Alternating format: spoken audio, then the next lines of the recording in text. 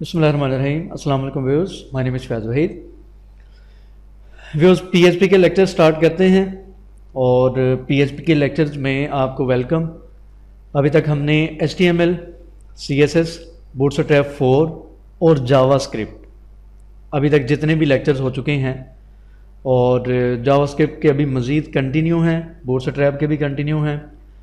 इंशाल्लाह जावास्क्रिप्ट के बाद हम jQuery की तरफ चलेंगे, लेकिन PHP के भी साथ स्टार्ट इसलिए कर रहे हैं, काफ़ी स्टूडेंट्स के मैसेज आते रहते हैं और आपको मैंने फ़र्स्ट लेक्चर में जो HTML का मेरा इंट्रोडक्शन का सबसे पहला लेक्चर था उसमें डिटेल में आपको मैंने बता दिया था कि इसमें दो किस्म के डेवलपर्स होते हैं, फ्रंट एंड डेवलपर्स हैं और बैक एंड डेवलपर्स हैं। ठीक है, यानी कि दो किस्म की इसमें वर्किंग होती है। एक ब्राउज़र साइड की वर्किंग है जिसमें HTML, CSS और जावास्क्रिप्ट आ जाते हैं, और दूसरी है सर्वर साइड पे जो भी वर्किंग की जाती है, यानी कि डेटाबेसिस के साथ या सर्वर के साथ जो भी इंटरेक्शन की जाती है वो सारी की सारी हम PHP के ज़रिए बेसिकली करते हैं।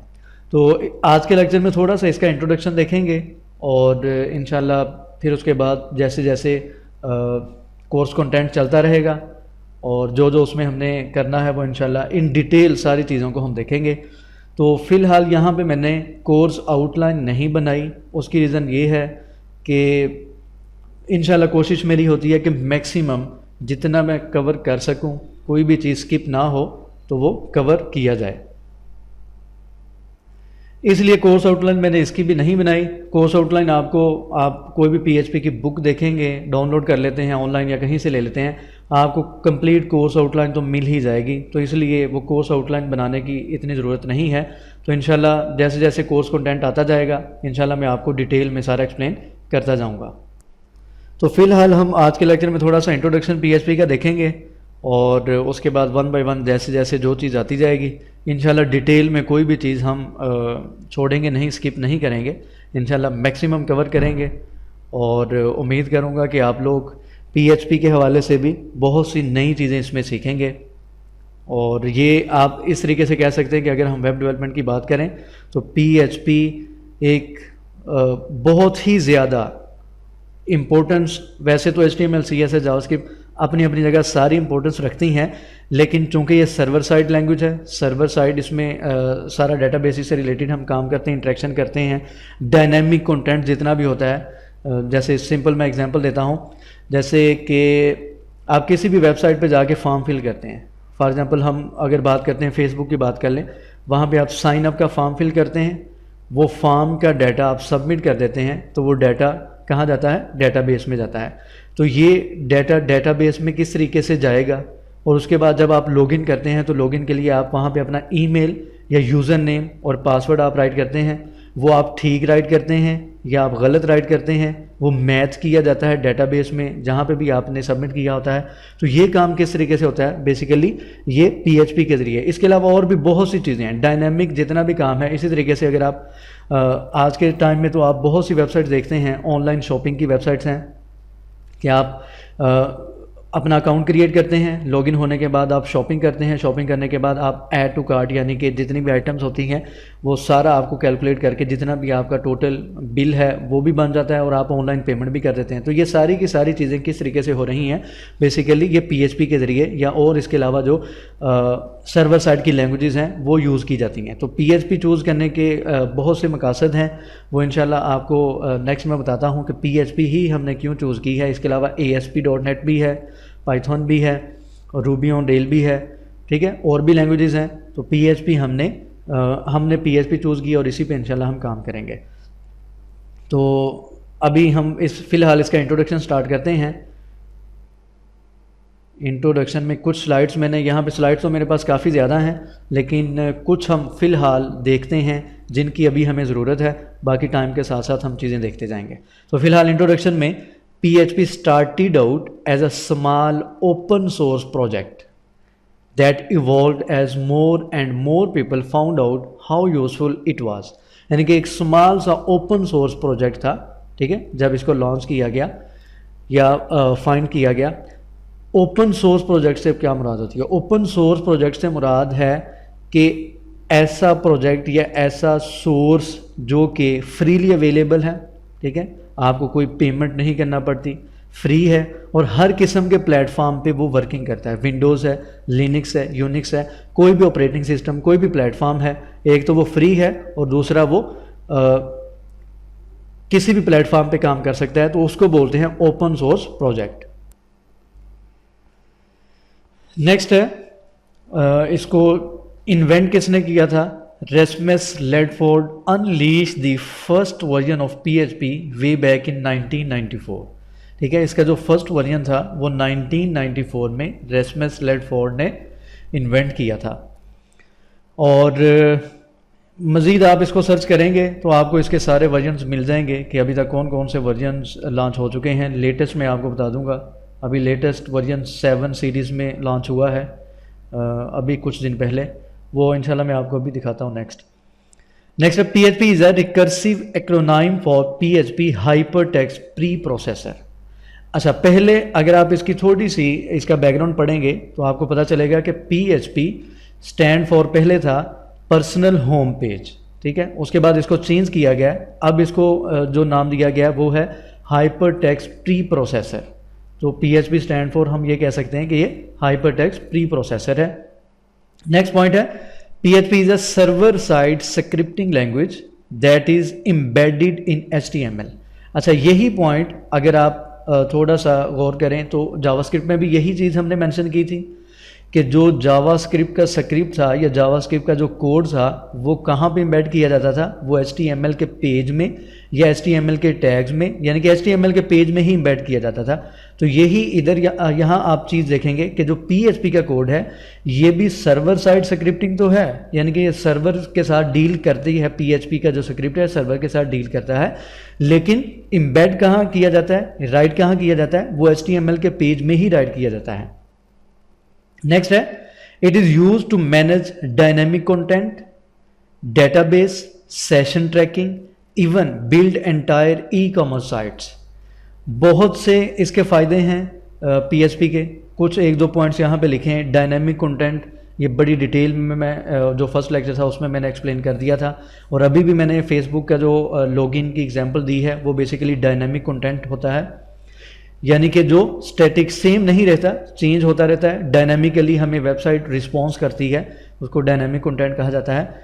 और डेटाबेस, सेशन ट्रैकिंग, ये सारी चीज़ें इंशाल्लाह हम आने वाले टाइम में देखेंगे। और इसमें आप किसी भी किस्म की जो साइट है वो आप डेवलप कर सकते हैं। दुनिया में किसी भी किस्म की साइट, आप जितनी भी वेबसाइट डायनामिक देखते हैं, आप कोई भी वेबसाइट PHP में डेवलप कर सकते हैं आसानी से। नेक्स्ट है it is integrated with a number of popular databases.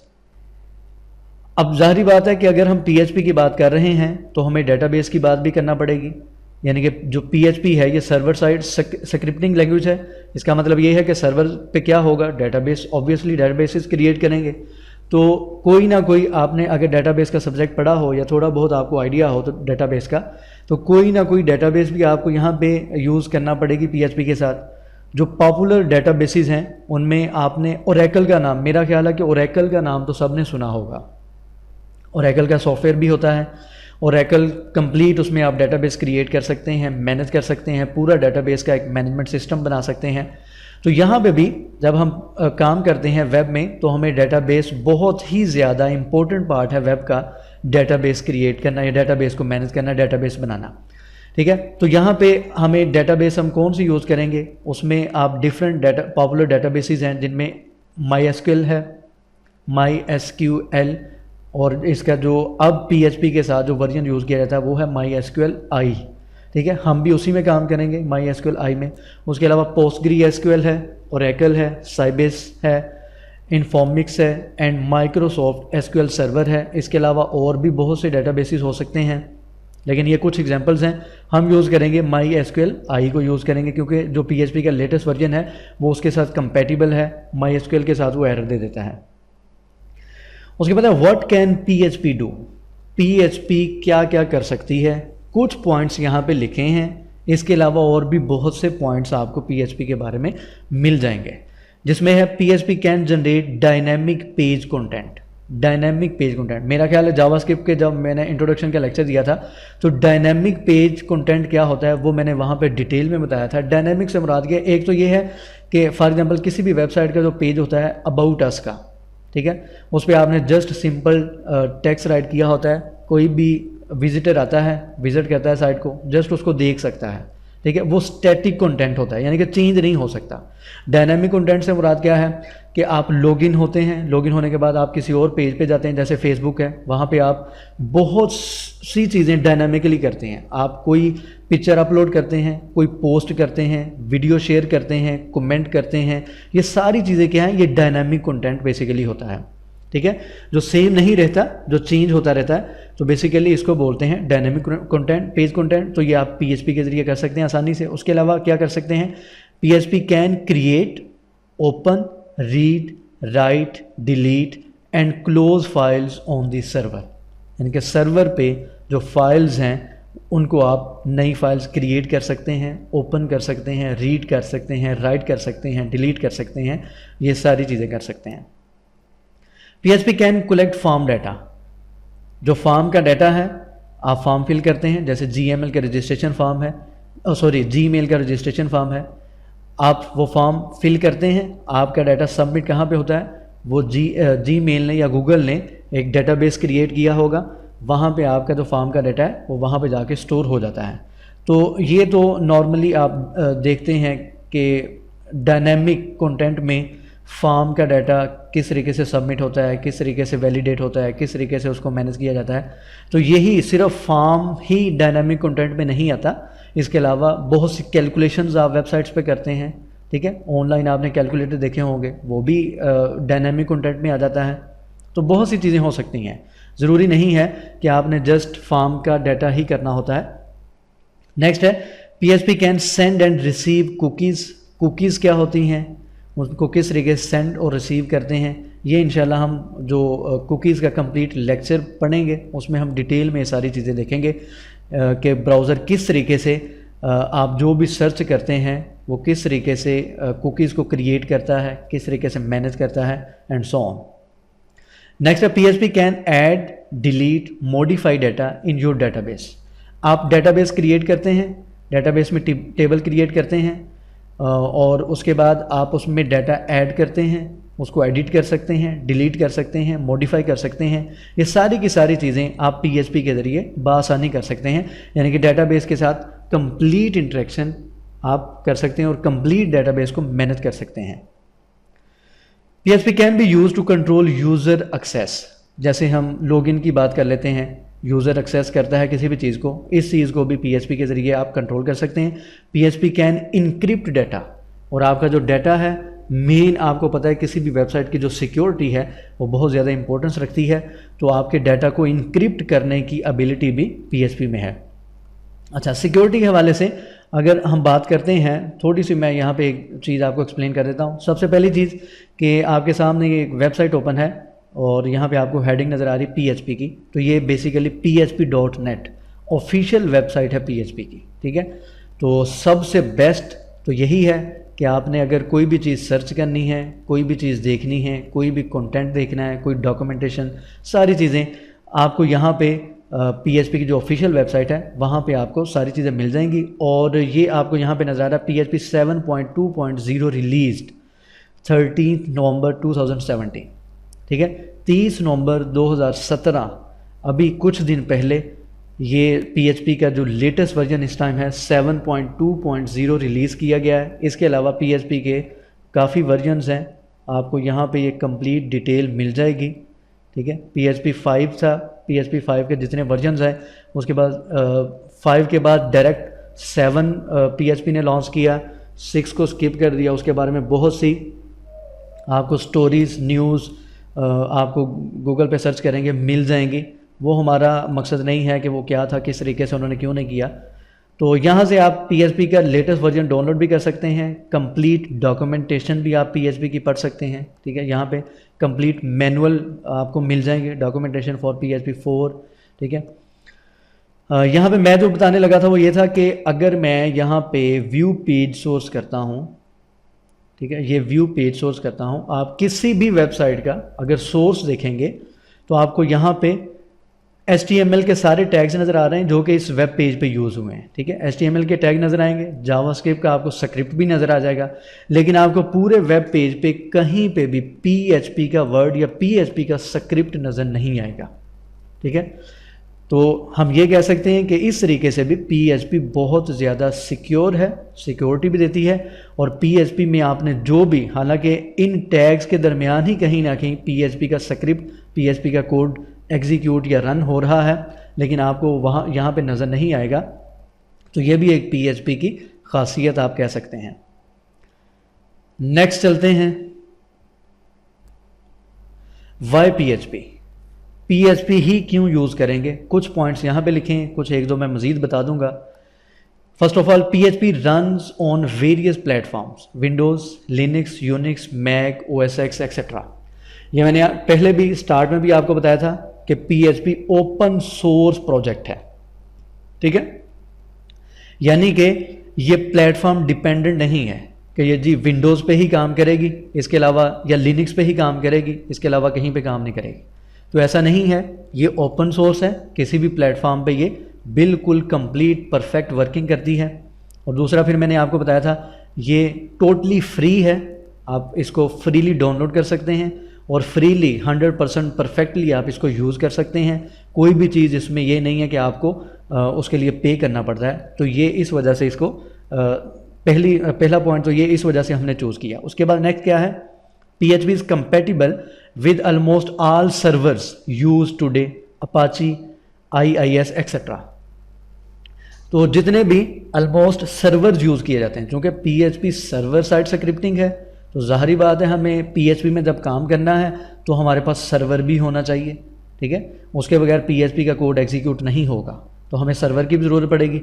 तो PHP मोस्टली जो सर्वर्स हैं, जैसे जो ज़्यादा पॉपुलर हैं उनमें अपाची बहुत ज़्यादा यूज़ किया जाता है, हम भी अपाची को ही यूज़ करेंगे। तो ये PHP कंपेटिबल है इन तमाम सर्वर्स के साथ, ये एक प्लस पॉइंट है।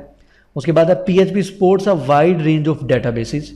वो जो लास्ट दूसरी तीसरी स्लाइड में मैंने डिटेल में बताया कि बहुत से डेटाबेसेस हैं जिनके साथ PHP जिनको सपोर्ट करता है, जिनमें वो उसकी सारी वर्किंग आसानी से हो जाती है, कोई प्रॉब्लम नहीं है, कंपेटिबल है, ये चीज़ होगी। नेक्स्ट है PHP is free, download it from the official PHP resource www.php.net। तो ये ऑफिशियल साइट से आप PHP का कोई भी वर्जन जो अभी तक लॉन्च हो चुके हैं वो डाउनलोड कर सकते हैं फ्रीली। नेक्स्ट है PHP is easy to learn and runs efficiently on the server side. PHP आसान भी है और ईजीली एफिशिएंटली सर्वर पे रन भी होती है। अच्छा, ये कुछ पॉइंट्स हैं PHP को चूज़ करने के। इसके अलावा PHP को चूज़ करने के और भी बहुत से पॉइंट्स आपको मिल जाएंगे, जिनमें आपने वर्डप्रेस का नाम सुना होगा। वर्डप्रेस एक CMS है, कंटेंट मैनेजमेंट सिस्टम है, ठीक है। वर्डप्रेस में आप बहुत आसानी के साथ कोई भी वेबसाइट आप बना सकते हैं, डिफरेंट थीम्स आपको मिल जाते हैं, रेडीमेड आपको साइट्स मिल जाती हैं। तो वो जो CMS है वर्डप्रेस का, वो भी PHP में ही बनाया गया है, ठीक है। तो और भी बहुत से प्लेटफॉर्म्स हैं या CMS हैं जो कि PHP में बनाए गए हैं, जैसे जूमला है, वर्डप्रेस है, तो ये बेसिकली PHP में ही बनाए गए हैं। इसलिए बहुत ज़्यादा, अगर इसका देखा जाए, बहुत ज़्यादा एडवांटेजेस हैं, इस वजह से हम PHP को यूज़ कर रहे हैं। आपकी मर्ज़ी है, आप ASP.NET भी यूज़ कर सकते हैं, लेकिन .NET में आपको माइक्रोसॉफ्ट का जो .NET का फ्रेमवर्क है वो आपको बाय भी करना पड़ सकता है। इसके अलावा रूबी ऑन रेल भी है और पाइथन भी है। आपकी मर्ज़ी, आप जिसमें मर्ज़ी काम कर लें। तो मैं आपको प्रेफर करूँगा इस टाइम बेस्ट जो है वो हम PHP में ही काम करेंगे। हेलो वर्ल्ड इन PHP में हेलो वर्ल्ड किस तरीके से हम प्रिंट करवाएंगे और कंप्लीट एनवायरनमेंट कैसे बनाएंगे, वो सारा इंशाल्लाह फ़िलहाल मैं स्लाइड्स ही इस लेक्चर में बता रहा हूँ। जो इसकी प्रैक्टिकल वर्किंग है वो इंशाल्लाह हम नेक्स्ट लेक्चर में बाकायदा स्टार्ट करेंगे। तो फ़िलहाल थोड़ा सा मैं आपको यहाँ पे बता देता हूँ कि अगर आपने PHP में, अगर तो HTML की बात करें तो आप सिंपल P का टैग राइट करते थे, और P का टैग राइट करने के बाद आप जो भी राइट करते थे, फॉर एग्जाम्पल हेलो वर्ल्ड आपने राइट किया है, वो स्क्रीन पर डिस्प्ले हो जाता था। और उसके बाद अगर हम जावास्क्रिप्ट की बात करें तो उसमें आप document.write यूज़ करते थे और स्क्रीन पे आउटपुट आपके सामने आ जाती थी, स्क्रिप्ट राइट करते थे। और PHP में क्या करेंगे, सिंपल ये आपके सामने HTML का ही कंप्लीट पेज नज़र आ रहा है। ये HTML का टैग है, ये हेड का टैग है, ये बॉडी का टैग है, ठीक है। HTML का ही पेज है। उस HTML के पेज में हमने PHP का स्क्रिप्ट एम्बेड किया है। अगर आप यहाँ पे देखें तो आपको यहाँ पे PHP का एक ये नज़र आ रहा होगा, टैग नज़र आ रहा होगा, ये स्टार्टिंग टैग यहाँ पे, उसके बाद ये क्वेश्चन मार्क है, PHP का वर्ड है, ये स्टार्ट है, यहाँ पे एंड है, और इसके अंदर लिखा है हेलो वर्ल्ड, और यहाँ पे एक स्टेटमेंट राइट की है इको। इको क्या करेगी, हेलो वर्ल्ड को स्क्रीन पे शो करवाएगी। लेकिन उसके लिए PHP का कोड एग्जीक्यूट करवाने के लिए, रन करवाने के लिए आपको सर्वर की ज़रूरत होती है। अगर सर्वर आपके कंप्यूटर में इंस्टॉल नहीं है तो ये PHP का कोड एग्जीक्यूट नहीं होगा। As mentioned earlier, PHP is embedded in HTML, ठीक है। पहले मैं बता चुका हूं कि जो PHP का कोड है ये किस में एम्बेड किया जाता है, ये HTML में ही एम्बेड किया जाता है। That means that in amongst your normal HTML or XHTML, if you are cutting it, you will have PHP statements like this, ठीक है। HTML या XHTML आप जो भी यूज़ कर रहे हैं उसमें आपने सिंपल PHP का जो स्क्रिप्ट होगा उसको इस तरीके से एम्बेड कर देना है। ये किस तरीके से करते हैं, ये प्रैक्टिकली इंशाल्लाह हम नेक्स्ट देखेंगे। उसके बाद how to use PHP code. PHP का कोड आपने किस तरीके से राइट करना है। चलिए एक दो स्लाइड्स हैं, मैं इनको एक्सप्लेन कर दूं, उसके बाद इंशाल्लाह हम इसको वाइंड अप करते हैं। How to use PHP code. आपने PHP का कोड कैसे राइट करना है। अगर आप यहाँ पे देखें इस एग्जांपल में तो PHP का ये वाला जो कोड राइट किया है उससे पहले आपको यहाँ पे ये एक टैग नज़र आ रहा है और इसी तरीके से यहाँ पे इसको क्लोज किया है। तो डिफरेंट मेथड्स हैं PHP का स्क्रिप्ट राइट करने के, तो वो इस स्लाइड में आपको नज़र आ रहे हैं। फर्स्ट मेथड ये है कि आप एंगल ब्रैकेट स्टार्ट करें, क्वेश्चन मार्क, PHP का वर्ड राइट करें, ठीक है। यहाँ पे इस तरीके से ये स्टार्ट है और ये एंड, यहाँ पे आप क्वेश्चन मार्क और एंगल ब्रैकेट है, और यहाँ पे PHP कोड गोज हियर। जो भी आपने स्क्रिप्ट राइट करना है PHP का कोड आप यहाँ पे राइट करते हैं। सेकंड मेथड ये है कि आप PHP का ये जो वर्ड आपने कीवर्ड राइट किया था वो आप ना भी लिखें तो उससे भी कोई फ़र्क नहीं पड़ेगा, जो PHP का स्क्रिप्ट है वो एग्जीक्यूट हो जाएगा। ये सेकेंड मेथड है। थर्ड मेथड है जैसा कि आप जावास्क्रिप्ट में भी करते हैं कि आप स्क्रिप्ट का टैग यूज़ कर लें, ठीक है। यहाँ पे स्क्रिप्ट का टैग यूज़ कर लें और स्क्रिप्ट के टैग में आप यहाँ पे मेंशन कर दें language is equal to PHP। ये मेंशन करने के बाद आपने जो भी कोड राइट करना है ये इस तरीके से कोड राइट कर सकते हैं। यहाँ पे लास्ट में लिखा है a most common tag is this. जो फर्स्ट मेथड है ये वाला, ये मोस्टली यही यूज़ किया जाता है, तो हम भी यही यूज़ करेंगे। बाकी आप लोग की मर्ज़ी है कि आप लोग क्या यूज़ करना चाहते हैं, किस तरीके से करना चाहते हैं, वो आप पे डिपेंड करता है। तो यहाँ पे आपको नज़र आ रहा है, ठीक है, ये यही वाला टैग यूज़ किया गया है PHP के कीवर्ड के साथ, तो इस तरीके से हम इसको यूज़ करेंगे। उसके बाद PHP इन्वायरमेंट सेटअप। अभी तक तो हमने देख लिया कि PHP सर्वर साइड स्क्रिप्टिंग है, ठीक है, और डेटाबेस के साथ इसकी कनेक्टिविटी या डेटाबेस को मैनेज किस तरीके से करना है, ये सारी चीज़ें होंगी। अब यहाँ पे क्वेश्चन ये है कि PHP का इन्वायरमेंट किस तरीके से सेट किया जाए। अगर हम PHP के इन्वायरमेंट की बात करते हैं तो यहाँ पे हमें 2 से 3 चीज़ें चाहिए। एक तो हमें सबसे पहले वेब सर्वर की ज़रूरत पड़ेगी, यानी कि हमारे पास सर्वर होना चाहिए PHP का कोड एग्जीक्यूट करवाने के लिए। सेकंड, डेटाबेसेस हमने क्रिएट करनी है, ठीक है, जिसके लिए MySQL हमें ज़रूरत पड़ेगी। और नेक्स्ट है PHP पार्सर, यानी कि PHP का जो कोड है वो किस तरीके से एनालाइज होगा और मैनिपुलेट होगा। तो ये चीज़ें हमें इंस्टॉल करना पड़ेंगी, उसके बाद ही हम PHP में काम कर सकते हैं। तो फ़िलहाल मैं यहाँ पे इनको सेपरेट एक्सप्लेन करने के बाद आपको बताता हूँ कि हम किस तरीके से इनको इंस्टॉल करेंगे। In order to develop and run PHP web pages, three vital components need to be installed on your computer system. Number 1, web server. आपके पास जो फर्स्ट ऑफ ऑल सबसे जो पहली चीज़ है आपके पास वेब सर्वर मौजूद होना चाहिए PHP को काम करवाने के लिए। PHP will work with virtually all web server software including Microsoft Internet Information Server (IIS), but then most often used in freely available Apache server। लेकिन ज़्यादा जो यूज़ किया जाता है वो फ्री Apache सर्वर यूज़ किया जाता है। Download Apache for free here, ये लिंक दिया गया है ऑफिशियल वेबसाइट Apache की, आप वहाँ से Apache का सर्वर डाउनलोड कर सकते हैं। उसके बाद है database. Second, PHP will work with virtually all database software including Oracle and Sybase, but most commonly used in freely available MySQL database. ठीक है, और भी बहुत से डेटाबेसेस आपके पास मौजूद हैं, लेकिन हम यहाँ पे जो फ्री है हम उसको यूज़ करेंगे, MySQL डेटाबेस यूज़ करेंगे। उसको भी आप डाउनलोड कर सकते हैं mysql.com जो ऑफिशियल वेबसाइट है वहाँ से। नेक्स्ट तीसरी चीज़ हमें क्या चाहिए, हमें PHP पार्सर की जरूरत पड़ेगी। In order to process PHP script instructions a parser must be installed to generate HTML output that can be send to the web browser. यानी कि जो PHP का स्क्रिप्ट हमने राइट किया होगा वो किस तरीके से मैनिपुलेट होगा, किस तरीके से रन होगा, किस तरीके से एनालाइज होगा, उसके लिए PHP पार्सर कंप्लीट आप कह लें एक स्क्रिप्ट है, वो हमें उसकी ज़रूरत पड़ेगी।